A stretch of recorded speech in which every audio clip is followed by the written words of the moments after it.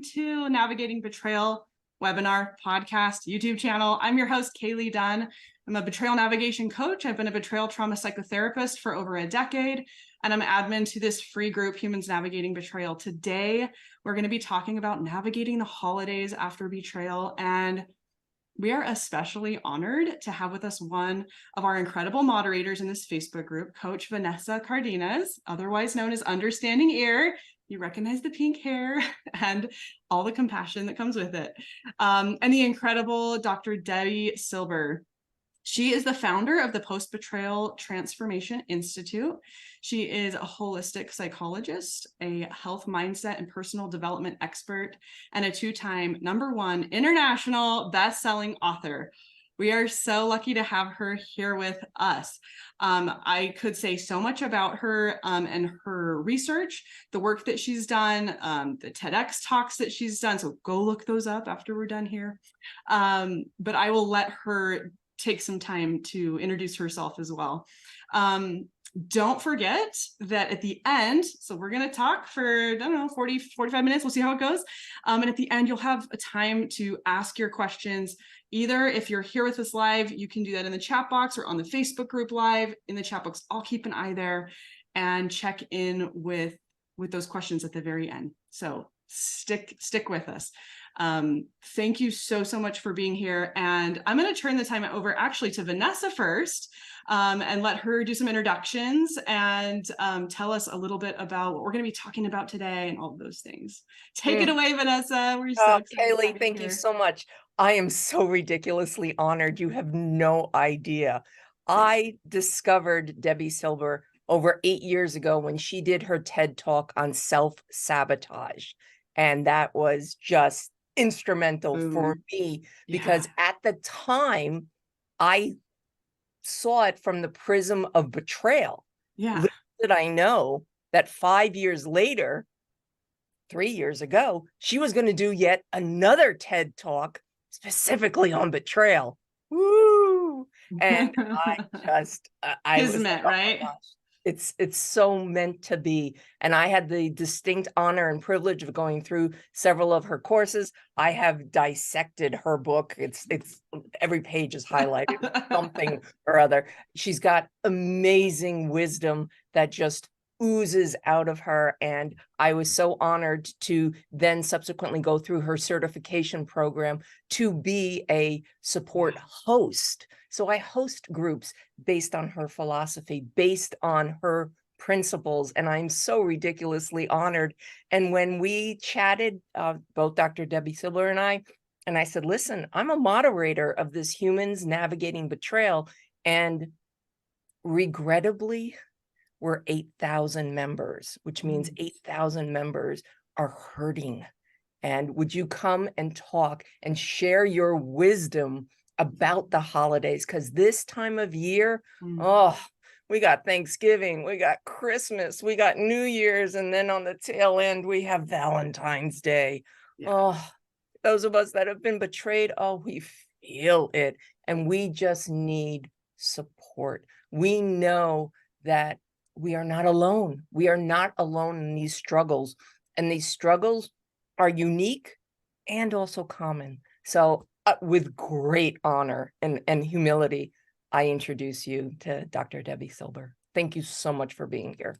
Thank you. It's an honor to be here. And, it's so interesting because you mentioned the 2 TEDx talks. I will tell you something, and everybody who, if you watch it, that first one, Stop Sabotaging Yourself, 6 weeks before that was my betrayal. 6 weeks before that TEDx. If you watch it, you'll hear me kind of refer to it, but I was in too much pain and I wasn't ready to talk about it. I was able to sort of get around it a little bit, but I have a hard time watching that one because I know what I was going through at the time. And then finally, it's like any good coach has a coach. And I remember one of my coaches saying, we were all going around on the Zoom screen, what's new with you? What's new with you? What's new with you? And it was my turn. And I was talking about the research and I'm talking about the discoveries. And he looks at me and he points his finger and he says, stop hiding behind your effing study already. And I was like, wow, okay. time to share. So the second TEDx, do you have post-betrayal syndrome? That was like, okay, here we go. Here we go. And trust again was like, here it is. And how many of us helpers have those moments where either we're helpers before or we become helpers after, but we're kind of using that as this shield, right? And then we have those beautiful, incredible people in our life. They're like, hey, dude, like you gotta not, you gotta go full into the feelings. And that's going to do what it's done for you in your second TED Talk, to really bring out that vulnerability, and then you blossom there, right? Well, and I give both of you two so much credit, because especially when it comes to betrayal, this is the kind of thing that there's so much shame, there's so much embarrassment, there's so much humiliation. We're in a club we never wanted to be in, right? Totally. And we're really putting ourselves out there for to help other people, to, if we're a few steps ahead, it's like, come on, these are the steps I've just traveled, I can help. But, there are some who they're glad for it, they're grateful for it, and others who it's very triggering for them. Yeah. And they'll have, their judgment, their whatever. And I remember going through that myself, where it was like, I know I'm putting myself out there, and I'm going to hear all of it. But I decided just to focus on the people who need the message and let the other people talk. Yeah, I so appreciate that. I needed that today. Thank you. Because you're so right. We can be doing this work for a decade and it still can be hard at times. So I appreciate that. This is such an important topic for us to discuss today, these holidays that are coming up. And certainly, I'm sure we'll all dip into little parts of our own stories here and there, as we do in this space. You don't have to, but we tend to do that here in the Facebook group. But let's just start with kind of the basics. What are some of the sticky places during the holidays that you guys have seen? And I'll add for our clients, for ourselves, what's coming up there? What are those triggers? What are the hard moments? Vanessa, you want to go first, and then I'll? No. Okay. So, we see so many things within the PBT Institute. It's anything from this holiday is completely different than any other holiday. And then, of course, we compare. What was it before? What is it now? What meaning does the holiday have now? We have so many memories, with so many of us. It's hard to look at pictures. It's hard to even get those memories. We have these memories in our minds, and what do we do with it? If it's a case of, let's say, marital betrayal, and it's separation and divorce. Okay, well, it's like, what's happening with the family? Who gets who? What's happening here? And then another thing on top of that, all these new boundaries. Okay, now that we're doing this, what boundary has to be in place that feels okay, that feels safe? And really, what I invite everybody to consider is, there's so much newness to all of this. Just because you implement a new boundary or a new rule now, it's what you need now. That may not necessarily be the same boundary or rule you need a year from now, but it's where you are right now. The other thing I would really, suggest is the holidays, just like D-Day, right? D-Day has a meaning for sure, but we get to decide what that means. And the holidays, can mean something completely different. Like, let's just say, if you're in a case where there's separation and divorce, and now you're not with the kids, let's say, on the holiday. Well, what do you want to do? Maybe the holiday now means a complete day of self-care and, self-love and whatever, right? We get to decide. So everything is up for grabs when everything has crashed and burned, but we get to build something so magnificent, but it's deliberate and intentional. Does not happen on its own. Oh, I love that. I hear so much of just recognizing and having that compassion for the memories change, the traditions feel like they're changing. I always remember that feeling. I talked to someone early on in my own recovery, and she said, it feels like you just rewind the tape of your whole life and replay it with this like icky goo all over the story. And now you don't know how to hold those old memories, but especially during like the Christmas holiday, Thanksgiving, there's a lot of smells, there's sounds, there's taste, there's touch, there's all these visceral experiences tied to these holidays. And so when these come back again, we feel like we're meant to have a certain type of a memory, a certain type of an experience. And when it's different, that's hard. Or when it's the same, that's hard, right? And so it just makes sense that it's such a triggering time. just on how our nervous system works, right? And then at the same time, I hear so much hope just already woven into what you're saying around, with D-Day, that's a date. And for some people, by the way, that is the date, right? Some people's D-Day is Christmas Day. Some people's D-Day is Thanksgiving Day, Valentine's Day, anniversary. Like, what is it about those landing on those big days, right? And so but you're saying, look, you can reclaim, or you can say, well, how do I want this to be now? Maybe it's going to be different. Maybe I have to have a different boundary, but what do I want? And I love that you're just weaving that hope in immediately in this discussion. And that's the part that I think isn't stressed enough. This is one of the most painful of the human experiences. I mean, think about it. This was the person, or these are the people who gave you a sense of safety and security. So when this is the person, these are the people to shatter that very sense of safety and security. It's traumatizing. So, as you're rebuilding your life and yourself, and I'm happy to share the discoveries and talk about how different betrayal is, how different of a trauma it is and everything else. But you get to build something that never would have been created had it not happened. That's the opportunity, because here's the thing, you've been through the worst of it already. You owe it to yourself to use that pain for that transformation. I love that. Yeah. There's this, and I think I did it in one of the TEDx talks, and I'll share it here. It's like, here's a pendulum, right? And we strive for this. It's like, not so good, not so bad. I'm all right. And here's what betrayal does. Whoop, sends you right here.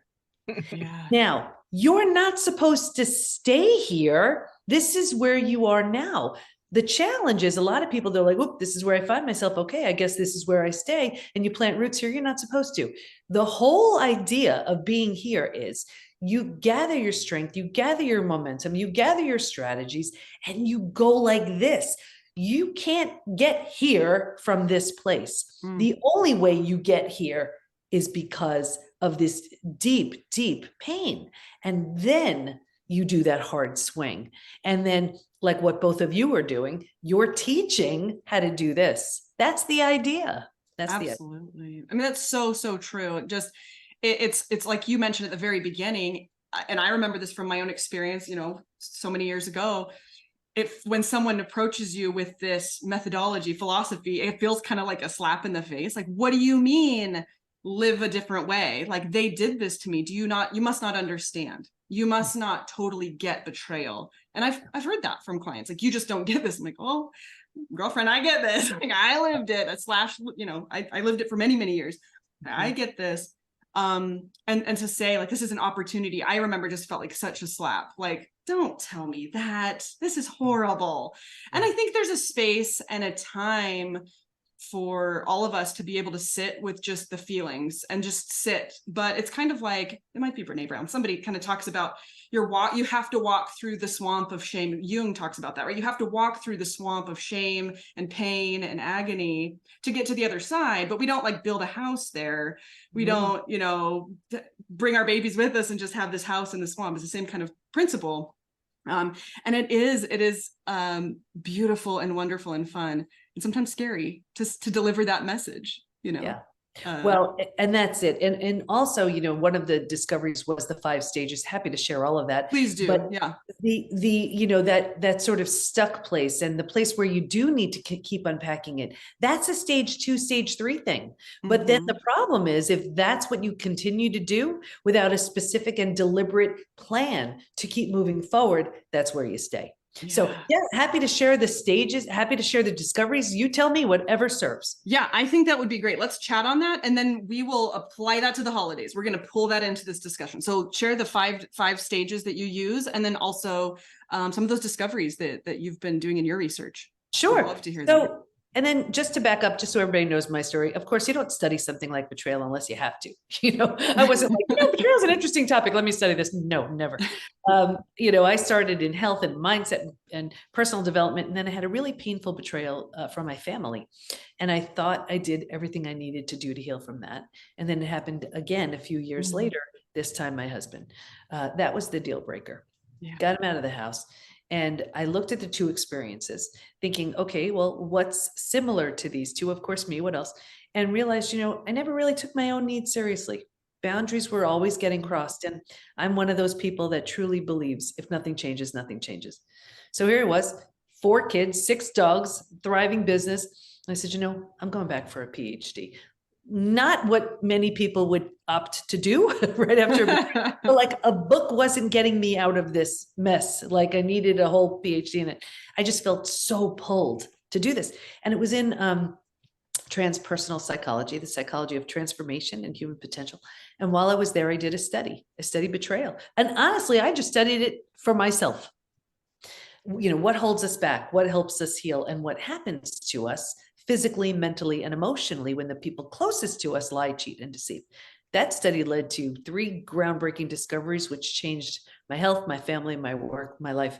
And I remember a moment when I was going through the study and it just came over me, and I was like, I have no idea how I'm going to heal from this, but if I do, I'm taking everybody with me. It was like, that was the fuel that was pushing me. So the first discovery showed up, and that was so exciting. And what was discovered was betrayal is a different type of trauma. And any of you watching, listening to this, that. Like if you've been through death of a loved one, disease, natural disaster, you grieve, you mourn, right? But you don't necessarily question the whole relationship. You don't question, your sanity, right? You don't question your ability to trust. With betrayal, you do. Because think about it, rejection, abandonment, belonging, confidence, worthiness, trust, they're all shattered and they all have to be rebuilt. So that betrayal is a different type of trauma was the first discovery. So I coined a new term, post-betrayal transformation, the complete and total rebuild of your life and yourself after betrayal, because those of you who've moved through it, or not yet, but what to look forward to, you're different when you're out the other side. The old version of you doesn't exist. The parts of you love, you take. The other parts you've outgrown, you leave behind, and you create this very new and different version of you. So that was the first discovery. Want me to get to the second one? Yes, ma'am. Okay. So the second one, this was equally as exciting. And what was discovered was that there's actually a collection of symptoms, physical, mental, and emotional, so common to betrayal. It's known as post-betrayal syndrome. Another TED Talk. So we've had, 95,000 people or so take our post-betrayal syndrome quiz to see to what extent they're struggling. A few things about that. We've all been taught time heals all wounds, right? I have the proof that when it comes to betrayal, that's not true. There's a question on the quiz that says, is there anything else you'd like to share? And people write things like, my betrayal happened 35 years ago. I'm unwilling to trust. My betrayal happened 40 years ago. I can feel the hate.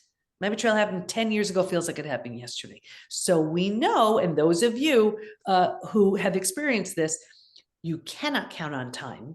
You cannot count on a new relationship to heal it. Healing heals it.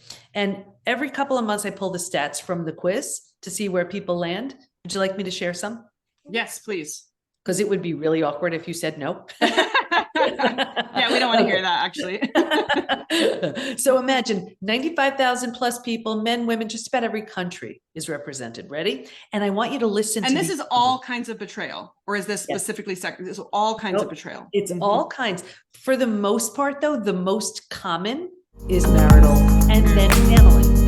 And actually, when I was doing this study, I originally wanted to study betrayal of a family member, a partner, or a friend. And I actually had to drop the friend part, because while friends will completely infuriate you, they don't break you. We're never broken, but they don't break you like the family member or the partner. With those massive contractual relationships and an emotional. Exactly. The stakes are just higher. Even with close friends, the stakes are just going to be higher, which makes sense that the closeness then relates to that level of trauma. Yeah. And more cleanup left in the wake. Yeah. So listen to these numbers. Okay. 78% constantly revisit their experience. 81% feel a loss of personal power. 80% are hypervigilant. I mean, that's just exhausting. 94% deal with painful triggers, and all of you have experienced triggers. They're brutal. Okay, the most common physical symptoms: 71% have low energy, 68% have sleep issues, 63% have extreme fatigue. You sleep all night, you wake up, you're exhausted, your adrenals have tanked. 47% have weight changes. So in the beginning, maybe you can't hold food down. Later on, you're using food for comfort. You're emotionally eating. 45% have a digestive issue, and that could be anything: Crohn's, IBS, diverticulitis, you name it. The gut's a wreck. The most common mental symptoms: 78% are overwhelmed, 70% are walking around in a state of disbelief, 68% can't focus, 62% can't concentrate. So imagine you can't concentrate, you're exhausted, you have a gut issue, you still have to go to work, you still have to raise your kids, right? That's not even emotionally. Emotionally, 88% experience extreme sadness. 83% are very angry. And you and I both know you can bounce back and forth between those two all day long. Oh, yeah. A few more, 79% are stressed. Here's why I wrote the book, Trust Again. 84% have an inability to trust. And that one just killed me. 67% prevent themselves from forming deep relationships because they're afraid of being hurt again. 82% find it hard to move forward. 90% want to move forward, but don't know how. You know what's so crazy about those numbers? You didn't hear me say anything 20%, 30%. They're super high. They're also not necessarily from a recent betrayal. This could be from the parent who did something awful when you were a kid. This could be from, the person who broke your heart in high school. So think about this. That person may not know, care, remember, they may not even be alive. And here we are, decades later, with these symptoms because of something that happened decades ago. The good news is you can heal from all of it. That was the third discovery. Any questions on post-betrayal syndrome? No, absolutely. I mean, it aligns with the data that I'm aware of as well in the betrayal trauma world, and they have everybody has different words, but we're all talking about the same phenomenon, and we're using different language, but the numbers all line up the same, right? And this is just what we know, is that the closer you are to a person and they shatter your trust, and they shatter and you have put your safety and faith in them, it changes everything. Absolutely. And I was just taking some quick notes from your specific study, because some of these things I was like fascinated because I haven't seen data on. So I'm really excited to look deeper at your data. But just wanting to list out a few: struggling with fatigue, struggling with sleep, struggling with weight, digestive. Hello, holidays, right? Overwhelm, disbelief, focus, concentration, sadness, anger, inability to trust. And then you're standing here carrying all of this, right? And then someone's like, here, I'm going to help you. It's like, how are you going to find someone to trust? How are you going to find someone to get support? As well as then we are heading into a season that is high demand season, especially for women. And not that everyone in our group is female, they're not, but many are. And not that everyone that you work with is female, because betrayal is no respecter of persons, but many are. And it's a high demand time for everybody. High demand at work, high demand at home, high demand in the family. And this is what you're working with. It is just, it's a lot. And so we can sit with those numbers and just have some compassion. And some of the things that you said, one is, I'm not alone. Me and 80% of the other people who are betrayed, 80 to 90% of the people who've been betrayed. And the numbers I've seen, it's like, when we look at like the PTSD diagnostics, it's like 98% have at least one symptom, right? So it's really everybody. They may not have the full criteria of PTSD or post-betrayal trauma, or however we call that, but we're all going to feel it. It's a human experience at this point, could we say, right? It's a human lived experience. You're not broken. I loved that you cited that, because we feel broken. You're not broken. You're a human being experiencing post-betrayal. And that's what we feel. But then here we are into the holidays, where the demand is high, the expectations are high from ourselves, maybe seeking joy, but from others as well. It becomes really heavy. It really is. And I love that you brought up compassion, because one of the other things we do is we get so down on ourselves. Why am I so exhausted? Let me just keep pushing through, and let me just, everybody's expecting me to make that pie and whatever, right? And we put these extra demands on ourselves. And you know what it's like? It's like, well, first of all, you know, your adrenals have tanked, so you're not working at full capacity right here. So imagine, like, best case scenario, you have 100% of your energy, and now because of your experience, you're at like 60%. You know, and now if you're focused, if your energy is on the betrayer, what are they doing? What are they thinking? You know, all of this. We only have the remainder. Yeah, for the dregs. For ourselves. So that's not giving us a lot to work with when it comes to healing. But that compassion of, you know, just at least looking at it, it's almost like if you broke your foot and you were a runner, you would need to stop running for a little while. But it's as if we've broken our foot, but it's the holidays, so we're just running in that race anyway, you know? Right. Right. Like, I just have to do it. Who else is going to do it? We have so many of these thoughts that come up. And I like to see a lot of even that pushing ourselves over the top, or that, whatever word you want to use, sabotage or whatever, is so we can have compassion for that too. And we can look back on past holidays and be like, man, I burned myself out, or, you know, I have a history of burning myself out during the season. I suck at burning myself out, right? We go straight there. And so we can show up with, I'm surviving, man. I'm just trying to survive in a world with high demands. And I know that if I don't make that pie, I'm going to hear it. And maybe that's going to drain me more than not making the pie. Like, this is reality, right? Yeah. And so that compassion word, which broken down, the way that I look at it, right, is to suffer with oneself, to be able to just sit and be like, dude, this sucks.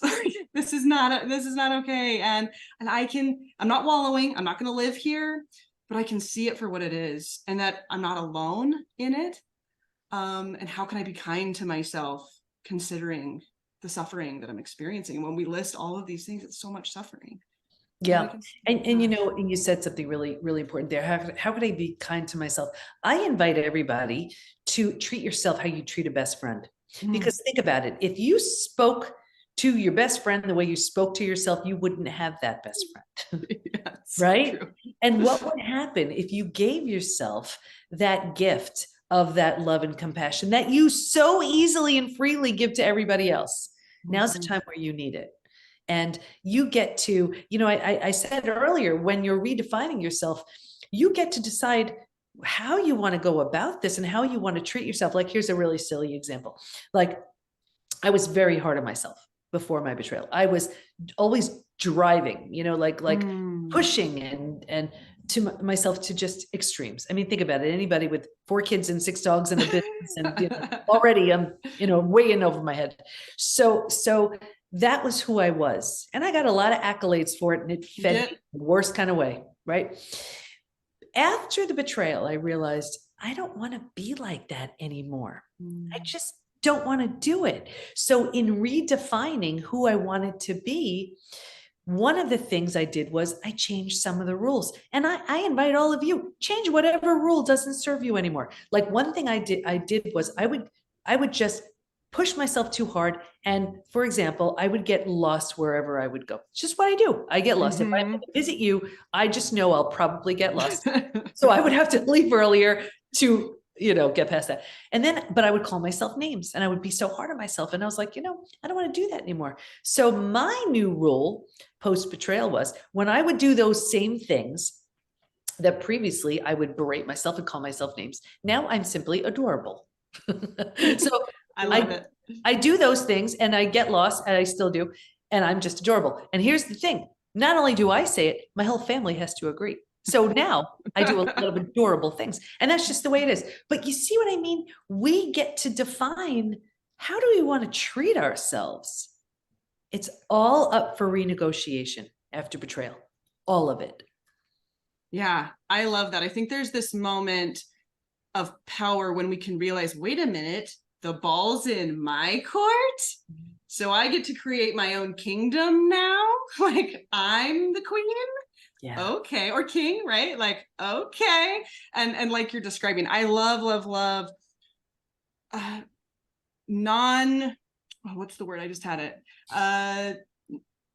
not things you normally think about in terms of self-care. And that's such a beautiful example. You know, we usually think bubble baths, which are great, you know, and all those things, but I love these moments where we come up with what's real self-care, and maybe it's not what you normally think of. And one of them, I love your example. Me and you would not make good travel partners, by the way, because I'm always lost.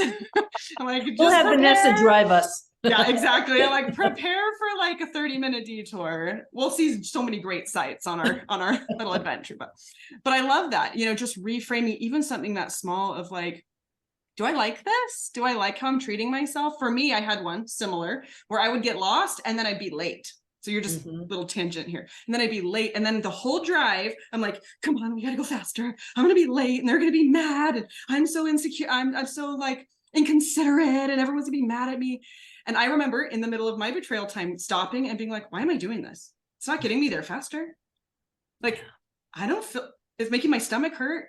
It's making my arms and my chest and my throat hurt, but by just like, because I'm late. But I get late. I'm late to things. It's okay. I'm adorable. I didn't say that, but the same concept to just be like, oh, I can just sit in this car and be late. Of course, I want to be considerate to people, but it's going to happen. And learning to have compassion in these little spaces. What's really cool about our brain is if we can do it in one space, it's almost like this little chink in the stone and things will just start to grow and shift and change. And I'm sure you saw that after reframing being lost. You know, you'll see it really ripple and grow because the brain's like, wait a minute, I can change. And then boom, you'll start to see that. And we see tremendous changes when people move through the stages. And I can share those if you'd like. Yes, please do. Yeah, sure. So when the 5 stages showed up, and this was the 3rd discovery, in like the geekiest way, I thought my head was going to fly clear off my body. Like, I'll never forget when the program chair just, I handed her the research and she said, Debbie, I believe you discovered a process here. And I didn't even know what the heck she was talking about. But when I realized it, I was like, oh my gosh, there's a roadmap now. There's a roadmap. Like and it's just, if you do these things, you will heal. So that was the most exciting thing in the world. And what was discovered was, you know, that most of us tend to stay stuck, but there are, if we're going to fully heal, and by fully heal, I mean symptoms of post-betrayal syndrome, like I just shared, to that completely rebuilt place of post-betrayal transformation, we're going to move through 5 proven, predictable stages. And what's even more exciting about that is we know what happens physically, mentally, and emotionally at every stage. And we know what it takes to move from one stage to the next. Healing is completely predictable. Right. And happy to share the stages. Yes, please do. Thank you. Okay. All right. So stage 1, this is before it happens. And if you can imagine 4 legs of a table, the 4 legs being physical, mental, emotional, and spiritual, what I saw with everybody, me too, was a heavy lean on the physical and the mental thinking and doing. Oh, we're so good at that. And kind of neglecting and ignoring the emotional and the spiritual feeling and being, right? Well, if a table only has 2 legs, easy for that table to topple over. That's us. Yeah. Stage 2, shock, trauma, D-Day, discovery day, the scariest of all of the stages. And this is the breakdown of the body, the mind, and the worldview. This is the day that forever changes your life as you've known it. There's this psychological earthquake, right? Life is now compartmentalized into before it happened and after it happened. And a bunch of things go on right here. You've ignited the stress response. You're now headed for every single stress-related symptom, illness, condition, disease. Your mind is in a complete and total state of chaos and overwhelm.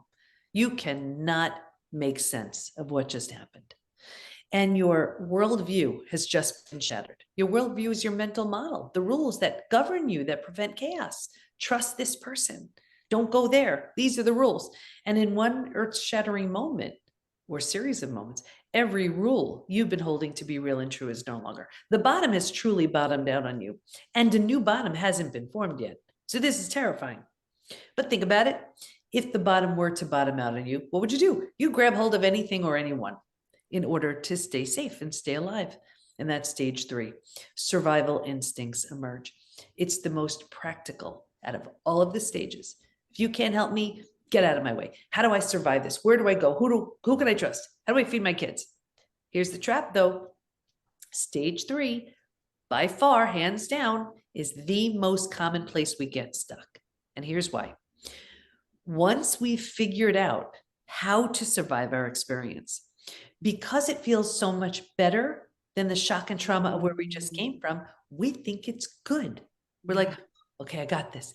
And because we don't know there's anywhere else to go, we don't know there's a stage 4 or a stage 5. Right. Transformation doesn't even begin until stage 4. But because we don't know there's anywhere else to go, we plant roots here. We park here. We're not supposed to. 4 things happen. The first thing is we start getting all those small self benefits. You get to be right. We like being right. You know, you get your story. Ooh, we love our story. You get sympathy from everyone you tell your story to, right? You don't have to learn how to trust again. Can I trust you? Should I trust you? I forget. I'm not trusting anybody. Right? And so you plant deeper roots. Again, you're not supposed to be here, but you don't know that. And now because you're here longer than you should be, the mind starts doing things like, you know, maybe you're not all that great. Maybe you deserved it. Maybe this, maybe that. So you plant deeper roots. Now, because these are the thoughts you're thinking, this is the energy you start putting out. Like energy attracts like energy. Now you start attracting circumstances and relationships and people to confirm this is where you belong. This is where you'll sabotage your growth because you're afraid to outgrow your betrayer right here, right? It gets worse, but I'll get you out of here. Because it feels so bad, but we don't know there's anywhere else to go, we resign ourselves. We're like, this stinks, but like I have to get through my day. Right here, we start using food, drugs, alcohol, work, TV, whatever. And think about it. You do it for a day, a week, a month. Now it's a habit, a year, 10 years, 20 years. And I can see someone 20 years out and say that emotional eating you're doing, that drinking you're doing, whatever. Do you think that has anything to do with your betrayal? They would look at me like I'm crazy. They'd say it happened 20 years ago. Right. All they did was put themselves in stage 3 and stay there. Yeah. Does that make sense? Oh yeah. And I use this, it's just so fun to chat with you. I've seen your work, but I've never looked at your data and I haven't read your book. I'm just going to be fully honest, but it's so fun because connecting with, and I'd be happy to share with many other people who are creating models, and we're all, you know, looking at these things and we're all landing with the same story, which is exactly what you're describing because it's seeped in the data. So of course that's what you're, you know, coming to. But this piece, what I say when I teach this principle, different, but it's the same principle, is most people you'll meet live there for the rest of their life. Lots and lots of people will live there for the rest of their life. And I don't even mean people who know they have betrayal. I just mean humans will go into a state of survival mode and we'll get into what I call the vortex, which sounds fairly similar to what you're talking about here.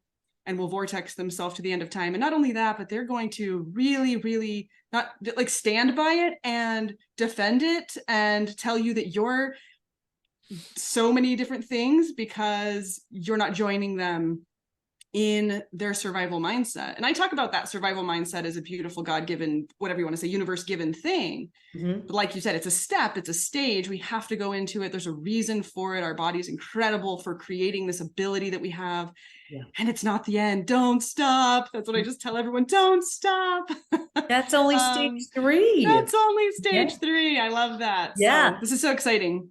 So, and then I found so many people were getting stuck in stage 3. So from hardened to healed is just for the stage 3ers. I'm like, you've been through the worst of it already. Why are you stopping? But here's the thing too, before I get to stage 4 and stage 5, because I can't leave people in stage 3. Finding yourself in stage 3, which is of course so common for betrayal, but it's also really common for most people. I'm going to give you an example. And I think I write about it in From Hardened to Healed, where just imagine like a little kid. Little kid has earth-shattering news to share with mom. Hasn't been abused, hasn't been like nothing really bad happened, but has some news to share with mom. Mom's in the kitchen, runs into the kitchen to share this news, and mom's on the phone. And so this, let's say boy, runs into the kitchen and mom says, shh, mom shushes him because she's on the phone, right? At that very moment, he could have made that mean I'm not important. Now think about what happens. Now he starts thinking it. He starts thinking it more. He puts some emotion behind it. We have between 60 and 80,000 thoughts a day. So now he's got a good amount of I'm not important going on all day long. So the mind says, oh, I didn't realize you want this playing all day. No worries. Go about your business. I'll just keep this running in your subconscious. So think about the choices he would make as he grows older, the opportunities he would say yes to, the opportunities he'd say no to, the people he would date, all of it, because that belief is formed. So that stage 3 is, is really just based on a set of beliefs that when we stop and look at it, we may have absolutely outgrown them. And your beliefs really are, all it is, the repetition of an idea from someone you trust. I mean, that's it. Someone said something enough times, let's say a parent, and then we took it over and we ran with it.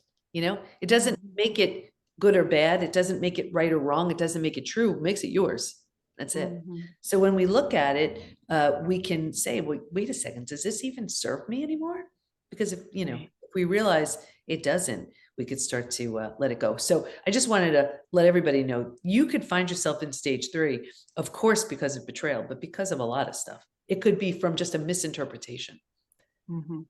Yeah, It's absolutely. because emotions are the glue that holds the memory and how you feel at that exact moment in time. And when you're a child, you have the brain capacity of a child, but meanwhile, you make a belief that carries you through the rest of your life until you can break that. And that belief came from that exact pivotal moment in time where that emotion hit you.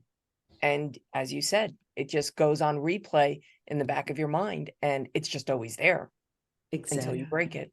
Exactly. And it's never too late to do this. Like I'll tell you, we have somebody, she's 88 years old. Wow. She had a family betrayal, and she's had a gut issue for 70 years, 70 plus years of gut issue. All of a sudden, getting this work downloaded, she healed. And could you imagine having a digestive issue for 70 plus years, right? And here she is, 88, finally feeling good. You see, It's like out on the town, right? So it's never too late. Anyway, I want to get you through the other that. stages because I just doesn't feel right leaving you in stage 3. If you're willingness is a big word right here, to let go of your story, all it gives you, grieve, mourn the loss, bunch of things you need to do, you move to stage 4. Stage 4 is finding and adjusting to a new normal. So here's where you acknowledge, I can't undo what happened, but I control what I do with it. Right there in that decision, you're turning down the stress response. You're not healing just yet, but you at least stopped the massive damage you'd been picking up in stages 2 and stage 3. Stage 4 feels like if you've ever moved. If you've ever moved to a new house, office, condo, apartment, whatever, your stuff's not all there. It's not quite cozy yet, but you're like, okay, we got this. It feels like that. But think about this. If you were to move, you don't take everything with you, right? You don't take those things that don't represent who you want to be in your new space. And what I found was there's one spot when people go from stage 3 to stage 4. If your friends weren't there for you, you've outgrown them right here. The betrayer who won't change, you've outgrown them right here. The Ain't It Awful Club group you've been hanging out with, you've outgrown them right here. When you're settled into that next stage, you make it kind of mentally home, you move into the 5th most beautiful stage. And this is healing, rebirth, and a new worldview. The body starts to heal. Self-love, self-care, eating well, exercise. You didn't have the bandwidth for that earlier. Now you do. Your mind is making new ideas and, new rules and new boundaries, right? And you have a new worldview based on the whole road you just traveled. And the 4 legs of the table, in the beginning, it was all about physical and mental. By this point, we're solidly grounded because we're focused on the emotional and the spiritual too. Those are the 5 stages. I love it. I love it. Absolutely. Yeah. Thank you.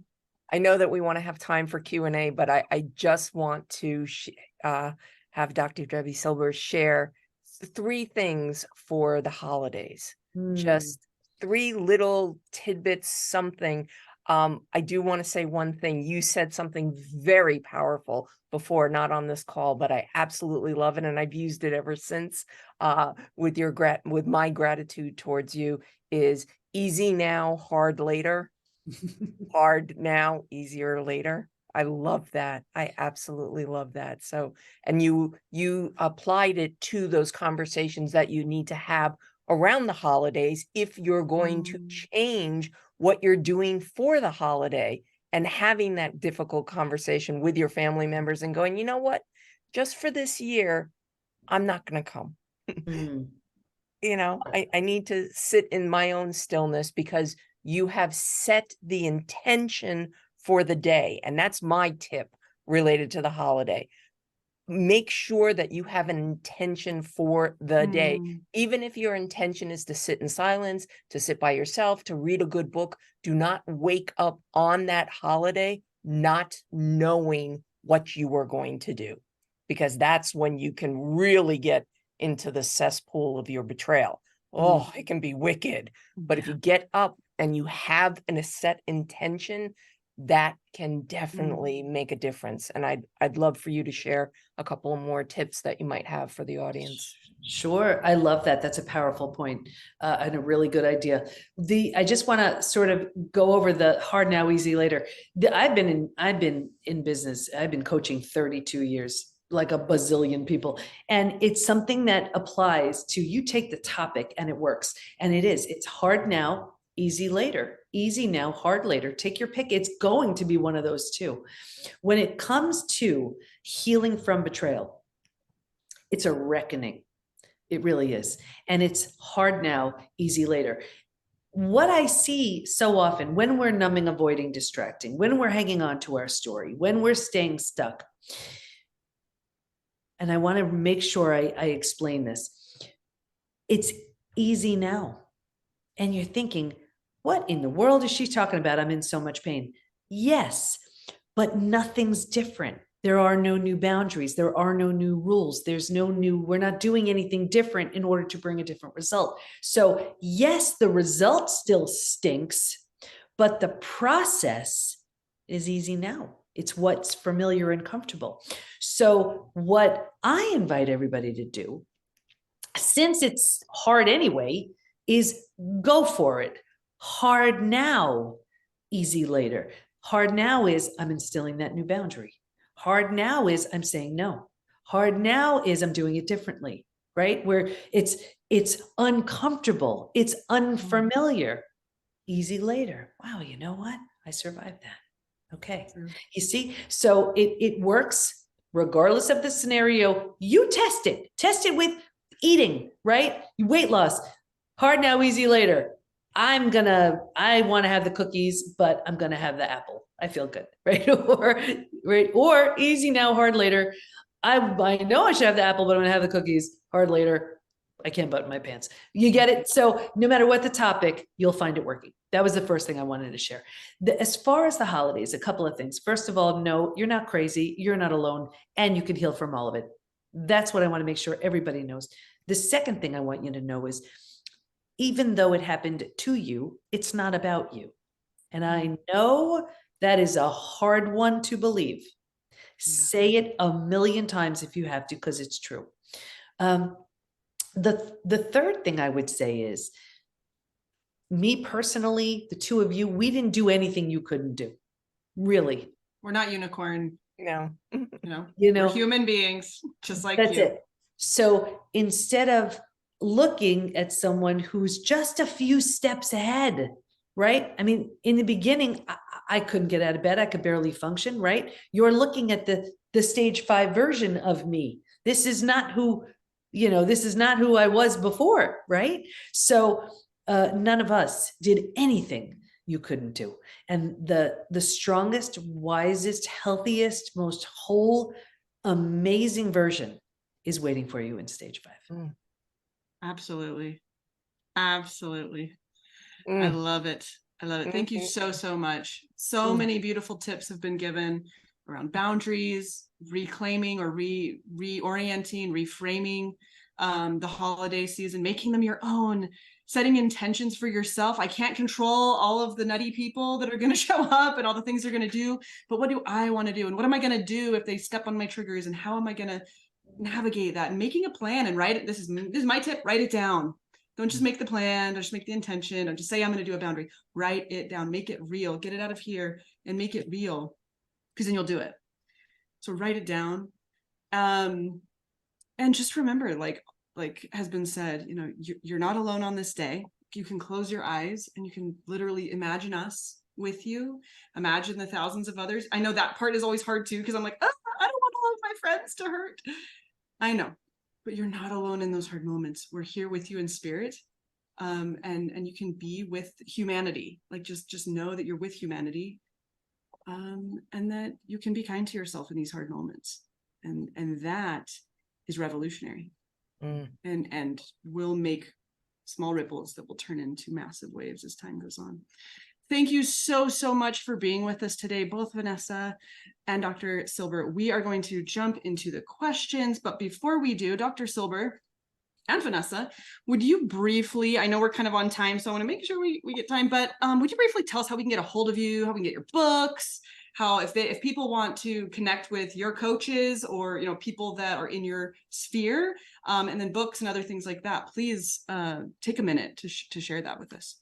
Vanessa, take it away. Thank you. Well, I am definitely one of the moderators on the Humans Navigating Betrayal. You can always find me. Just type in Understanding Ear and you will absolutely find me. You will see my posts and things of that nature. I do run a support group on the Meetup platform, so you can find me there. The best source to see everything that I am doing is on Linktree. And I'm sure that Kaylee will put that into the show notes as well, so that you have that. I am available. In addition, in the resource tab of the Facebook group, there are resources, and we have listed out, again, you can find it under my name, all of Debi Silber's resources, her books, her courses, everything that I wholeheartedly recommend. A lot of things are self-paced if you kind of want to do it on your own kind of thing, or there are group sessions as well as individual. So lots of opportunities there. That is in the resource section. Again, Kaylee will add it to the show notes here as well, so you have those opportunities. So I've kind of stolen Dr. Debi Silber. You said everything that was worth saying. What she said. Okay. If you've got several books, if someone was like, "Ooh, I loved what you had to say," where would you invite someone to start on your books if that's the first step they're going to take? Yeah, you know, I would say, I mean, I have a few, but based on our conversation that we had, start with trust again. That's going to map out the 5 stages. But if you're stuck in stage 3, then from hardened to healed. And we also have the rebuild roadmap, and that's for the betrayer. Awesome. Yeah, awesome. That's a powerful. And we will, this is going to be saved here in the Facebook group in the guides section. And I will add your TED Talk. I'll add a bunch of links in that area, but then on the podcast too, I'll make sure we get some links over depending on where people are finding this recording. But thank you so much. So I'm going to head over and see if we have any questions. Let me just check. We've got just lots of gratitude. Thank you so much. So good. Amen to changing the rules that aren't working for our healing and thriving. I needed to hear this today. Let me check. It might talk again. This is what happens when I click on it, because it won't show me all the things. Let's see. No, that's not working. Sometimes I have to click on the live and then it talks at me. Specifically on betrayal. Don't talk at me. Okay. All right. I hear myself an echo. I love it. Yeah, exactly. The most important things are the hardest things to say. The want of an understanding ear. Yeah, exactly. So here we go. We've got a question. So she says, if family knows about the betrayal, how do I find a balance between holding space for the grief and trying to move forward? Let's see. Do they know if family knows? Yes, they do. If family knows about the betrayal, how do I find a balance between holding space for the grief and trying to move forward with the new normal, especially among people who might have different and strong opinions? Great question. That's such a great question. Vanessa, did you want to take that or you want me to? You please. Okay. people will, well-meaning or not well-meaning, say such crazy things. I'll never forget one of my cousins saying to me, Debbie, what? Thinking she's going to share the most amazing, heartfelt pearls of wisdom. And she said, I'm so glad I'm not you. So people will just, what I found, and a lot of people, some people will avoid you because they think it's contagious, so you're going to get all kinds of responses. I would say you want to have a plan in place as you enter in a situation. And it may be something like, you know what? I'm here just to be with all of you. I don't really want to talk about it. Or if I do, I'm going to let you know something. So this way you're not avoiding it. You're letting them know, where you're at and what you want to do. Now, somebody, you could even just say, like, let's say someone's asking you a lot of questions and you could say, I'm working on it. Whatever it is, to the level and extent. What you really want to be careful of is the need to overshare. And I think so often we feel obligated to overshare.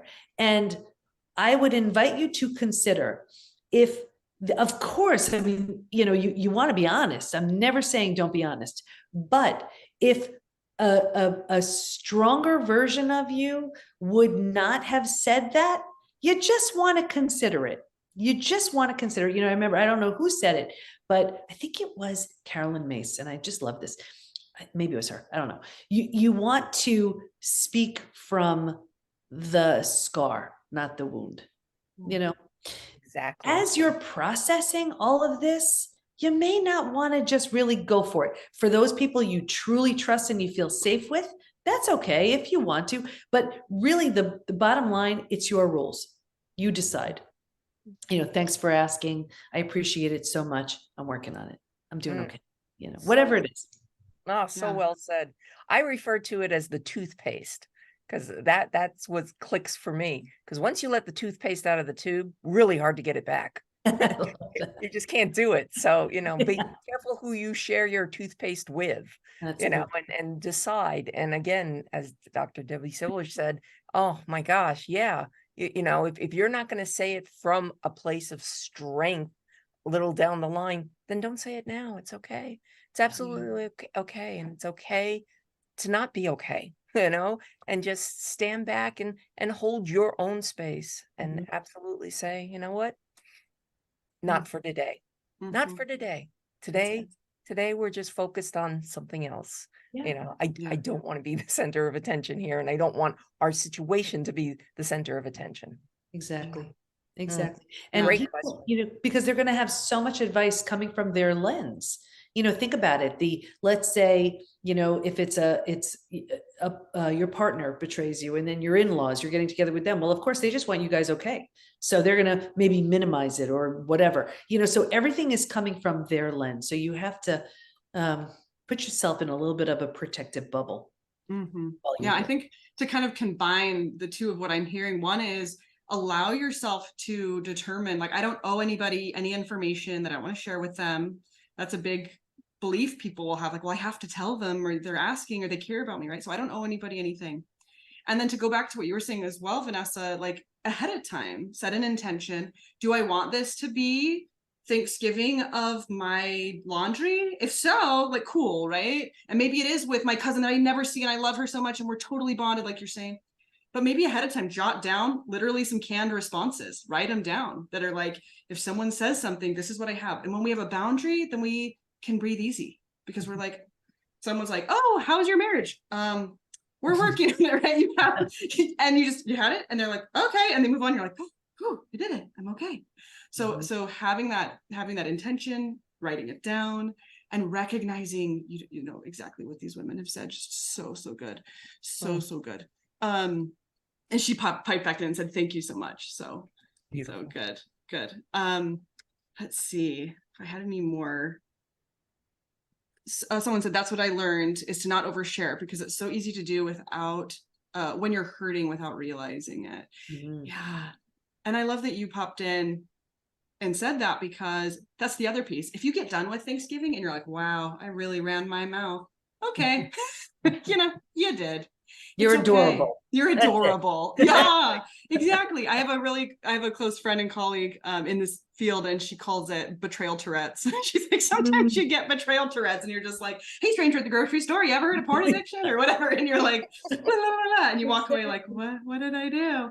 And if Thanksgiving turns into that, you're adorable. We got you. Yeah. We've been there. We are you. We see you. Yeah. It's okay. That's it. If you know, we're all busy, you don't make the plans and it turns out in a way you don't like it, that's okay.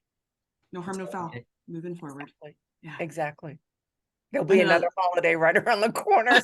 Exactly. You'll have practice soon. Practice yet again. Lots of practice.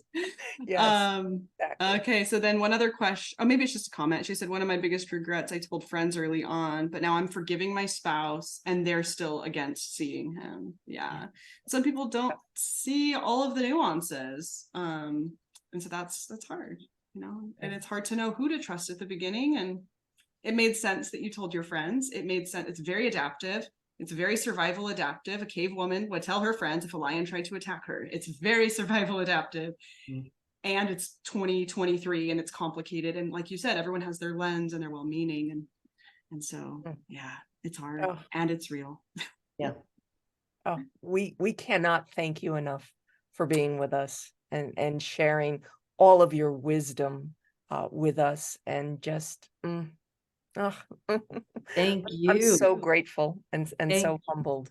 Thank you. And thank you for the work you're doing. I mean, listen, if we can just, we need armies to help people heal from this. And that's when we're doing what we're here to do. So really, it's an honor, and thank you for doing the work you do. Absolutely. Thank you so much. I'll add my thank you. Thank you so much. I am going to go out and buy your book, as Amazon is calling my name, or whatever bookstore I go to is calling my name, for sure. And I hope that everyone else here has also felt lifted and edified and connected here with both of these lovely ladies. And again, I'll put everything down in the show notes so that you guys can have connection to them as well. Thank you so much. And everyone have just a wonderful evening. Bye-bye. Thank you, everybody.